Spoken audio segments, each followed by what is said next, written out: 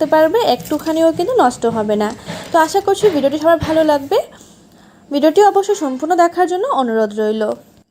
এই লাচ্ছাদার নিমকি তৈরি করার জন্য সবার প্রথমে আমরা এখানে নিয়ে নেব 1 বাটি ময়দা। তোমরা চাইলে এখানে আটা দিয়েও করতে পারবে নিমকিটা, কিন্তু আটার থেকে ময়দার টেস্টটা কিন্তু খুব ভালো আসে। তাই অবশ্য ময়দা দিয়ে করার চেষ্টা করো, টেস্টটা ভালো আসবে। 1 বাটি ময়দা নিয়ে নিয়েছি। তোমরা ঠিক কতখানি নিমকি তৈরি করতে চাও সেই অনুপাতে ময়দাটা নিলেই চলবে। তারপর এর মধ্যে দিয়ে দিচ্ছি স্বাদ অনুযায়ী নুন,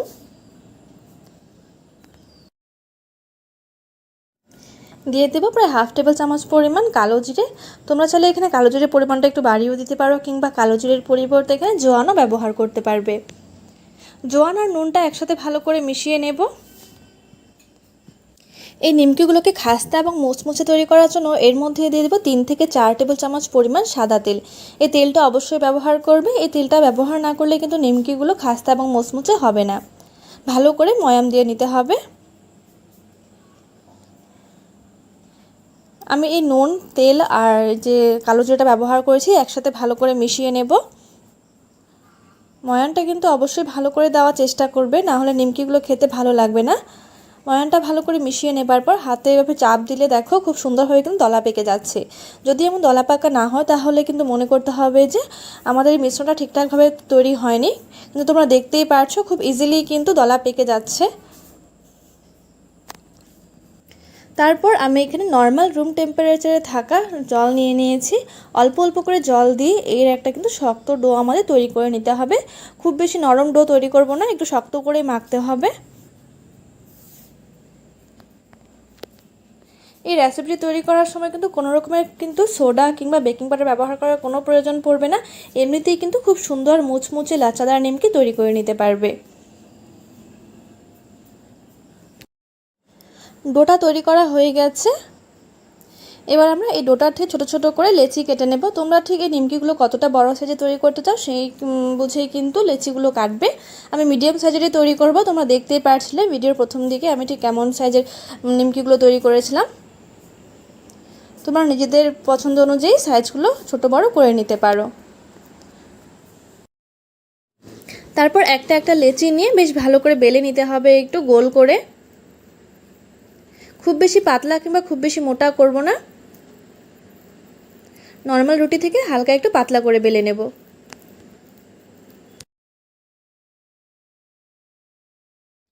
রুটিটাকে ভালো করে বেলে নেবার পর সামান্য একটু ময়দা ছড়িয়ে ভালো করে মিশিয়ে নেব।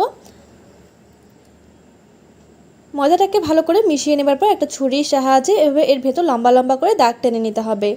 দাগগুলো ঠিক তোমরা যতটা মিহি করে করবে ততই কিন্তু লাচ্ছাদার তৈরি হবে এই নিমকিগুলো। তোমরা এর থেকে চিকন করে কিংবা এর থেকে মোটা করেও কিন্তু তৈরি করে নিতে পারবে। তারপর এক পাশ থেকে এভাবে হালকা হাতে কিন্তু এটাকে জড়ো করে নিতে হবে, লম্বা করে। দেখতেই পারছো এভাবে হালকা হাতে করবে, না হলে কিন্তু এই যে লাচ্ছাগুলো একদম পুরো মিশে যাবে।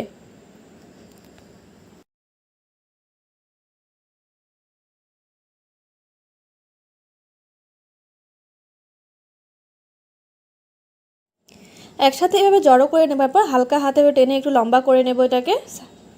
হালকা, খুব বেশি জোর দিয়ে করলে কিন্তু লাচ্ছাগুলো ছিঁড়ে যাবে। হালকা একটু এভাবে লম্বা করে নেবার পর এভাবে একটু মুড়িয়ে দেব।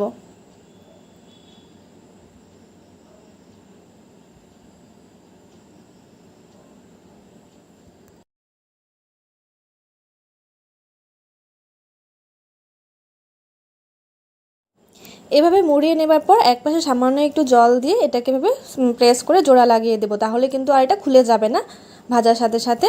আর দেখতেই পাচ্ছো কতটা সুন্দর লাচ্ছা তৈরি হয়েছে। এভাবে করে আমি প্রতিটা কিন্তু নিমকিকে তৈরি করে নেব। সবগুলো নিমকি তৈরি করা হয়ে গেছে। এবার অন্যদিকে আমি আগে থেকে গ্যাসে তেল গরম হওয়ার জন্য বসিয়ে দিয়েছিলাম। আর তেলটা কিন্তু খুব বেশি গরম করব না, একদম হালকা গরম করতে হবে। যে তেলে যে কাঁচা একটা গন্ধ থাকে সেটা না চলে যাওয়া পর্যন্ত হালকা একটু গরম করে নেব। হালকা গরম হওয়ার সাথে সাথেই কিন্তু আমরা এক এক করে নিমকিগুলো এর মধ্যে দিয়ে দেব। সবগুলো একসাথে দেব না, 5-6টা করে দিয়ে ভেজে নেব।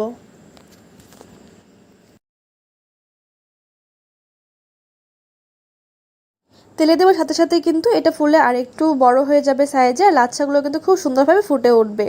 তোমরা চাইলে কিন্তু এটাকে আরও বেশি সুস্বাদু করার জন্য সামান্য একটু ঘি ব্যবহার করতে পারো ময়ান দেওয়ার সময়।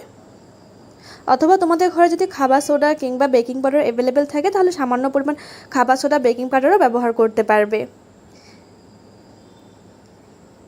মিডিয়াম ফ্লেমে এটাকে 5 থেকে 6 মিনিট বেশ ভালো করে ভেজে নিতে হবে। আর অল্প অল্প তেল কিন্তু এর উপরে এভাবে ছিটিয়ে দিতে হবে। অবশ্য মিডিয়াম ফ্লেমে ভাজতে হবে, হাই ফ্লেমে ভাজলে এটা পুড়ে যাবে আর ভেতরটা কিন্তু কাঁচা থেকে যাবে, ক্রিস্পি হবে না। এক পাশ হয়ে গেলে আমরা আরেক পিঠ উল্টে দেব। এভাবে উল্টে পাল্টে দুপাশে কিন্তু বেশ ক্রিস্পি করে ভেজে এবার তেল থেকে তুলে নেব। সবগুলো নিমকি তেল থেকে তুলে নেবার পর হালকা একটু ঠান্ডা হয়ে যাবার পর আবারও সেই তেলের মধ্যে সবগুলো নিমকি একসাথে দিয়ে 1 মিনিট মতো নেড়ে চেড়ে উঠিয়ে নেব। এতে করে নিমকিগুলো কিন্তু আরও বেশি ক্রিস্পি হয়ে যাবে আর সহজে কিন্তু নরম হয়ে যাবে না, অনেক দিন পর্যন্ত এমন মুচমুচে এবং ক্রিস্পি থাকবে। তো ভিডিওটি তোমাদের কেমন লাগলো অবশ্যই আমাকে কমেন্টস করে জানিও। ভালো লাগলে চ্যানেলটিকে সাবস্ক্রাইব করে ভিডিওটিতে লাইক করে দিও।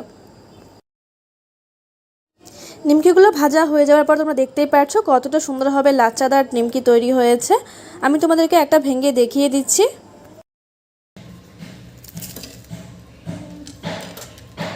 তো সবার প্রথমে এই রেসিপিটি তৈরি করার জন্য আমি এখানে 1 থেকে 1.5 কাপ পরিমাণ আটা নিয়ে নিচ্ছি। আমি এখানে সাদা আটা ব্যবহার করছি, তোমরা চাইলে লাল আটা দিয়েও করতে পারো কিংবা ময়দা দিয়েও কিন্তু করতে পারো। এবার এর মধ্যে দিয়ে দিচ্ছি স্বাদ অনুযায়ী নুন আর দিয়ে দেবো 1 টেবিল চামচ পরিমাণ চিনিটা অপশনাল, তোমরা চাইলে স্কিপ করে নিতে পারো। আর সাথে দিয়ে দেবো 2 থেকে 3 টেবিল চামচ পরিমাণ সাদা তেলটা কিন্তু কখনোই স্কিপ করবে না। এই তেলটা দেওয়ার ফলে কিন্তু রেসিপির মধ্যে খুব সুন্দর একটা টেস্ট অ্যাড হবে। তেলটা দেওয়ার পর এবার এই সব শুকনো উপকরণগুলোকে বেশ ভালো করে কিন্তু একসাথে মেখে নেব।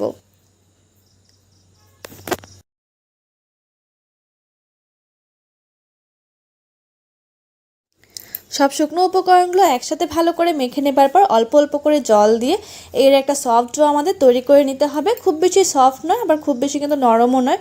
নর্মাল যেমনটা আমরা রুটি পরোটার জন্য ডো তৈরি করি ঠিক সেভাবেই কিন্তু তৈরি করে নিতে হবে। আর এটা তৈরি করতে আমি কোনো রকমই গরম জল ব্যবহার করিনি, নর্মাল রুম টেম্পারেচারে থাকা জল নিয়েছি। ডোটা আমাদের মাখা হয়ে গেছে আর ডোর কনসিস্টেন্সি তোমরা দেখে বুঝতেই পারছো খুব বেশি কিন্তু একটা সফট কিংবা খুব বেশি একটা কিন্তু শক্ত হয়নি। এবার এই ডোটাকে ঢেকে রেখে দেব 5 থেকে 10 মিনিটের জন্য। আর এতক্ষণে আমরা এর ভেতরে পুরটা রেডি করে নেব।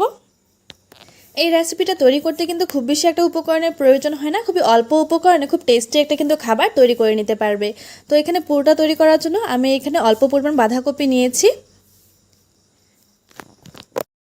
দিয়ে দেবো 2টো মাঝারি মাপের পেঁয়াজ কুচি, পেঁয়াজের পরিমাণটা তোমরা কম বেশি করে রাখতে পারো। আর দিয়ে দিচ্ছি 1/2 ইঞ্চি পরিমাণ কুচনো আদা।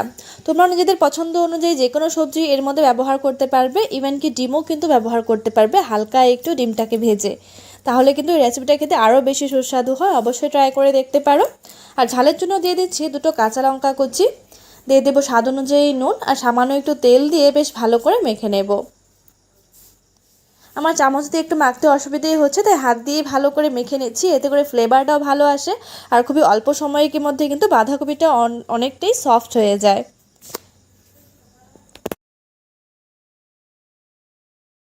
বাঁধাকপিটাকে ভালো করে মেখে নিয়েছি। এবার আমরা যে ডোটা তৈরি করে রেখেছিলাম সেখান থেকে বড় বড় সাইজে লেচি কেটে নিয়েছি, 3 থেকে 4টা মতো হবে। এবার সামান্য একটু তেল দিয়ে এই লেচিগুলোকে কিন্তু একটু পাতলা করে বেলে নিতে হবে, পাতলা এবং বড় করে। এতে করে কিন্তু খুবই অল্প সময়ে অনেকগুলো তোমরা এই রেসিপিটি তৈরি করে নিতে পারবে। এভাবে পাতলা করে বেলে নেবার পর একটা গ্লাস নিয়ে নিয়েছি, তোমরা যে কোনো পাত্র কিংবা ঢাকনা দিয়েও করতে পারো। সেম সাইজের হলে প্রত্যেকটা সাইজে কিন্তু একই সমান হবে আর দেখতেও ভালো লাগবে। এবার গ্লাসের মাধ্যমে গোল গোল করে কেটে নিচ্ছি।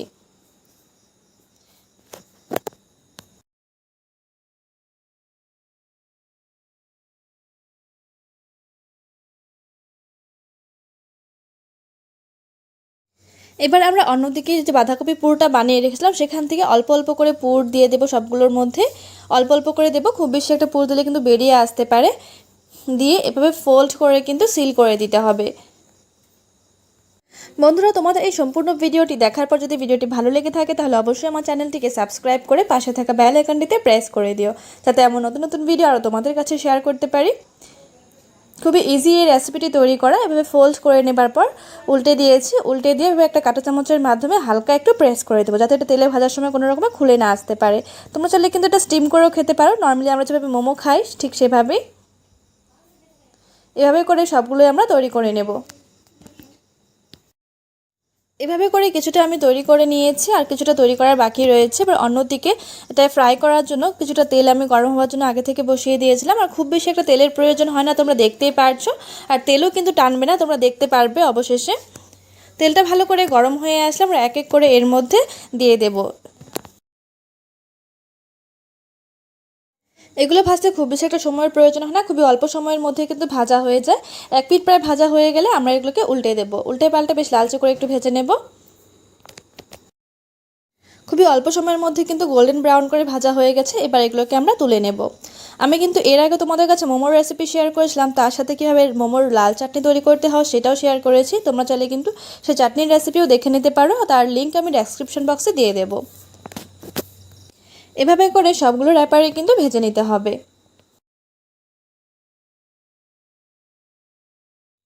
এভাবে করে সবগুলোকে আমি ভেজে নিয়েছি। তোমরা চাইলে কিন্তু যে কোনো সস কিংবা চাটনির সাথে পরিবেশন করে নিতে পারো, কিংবা শুধু শুধু খেতে পারো, খেতে অসম্ভব টেস্টি হয়। ভিডিওটি শেষ পর্যন্ত দেখার জন্য অনেক অনেক ধন্যবাদ।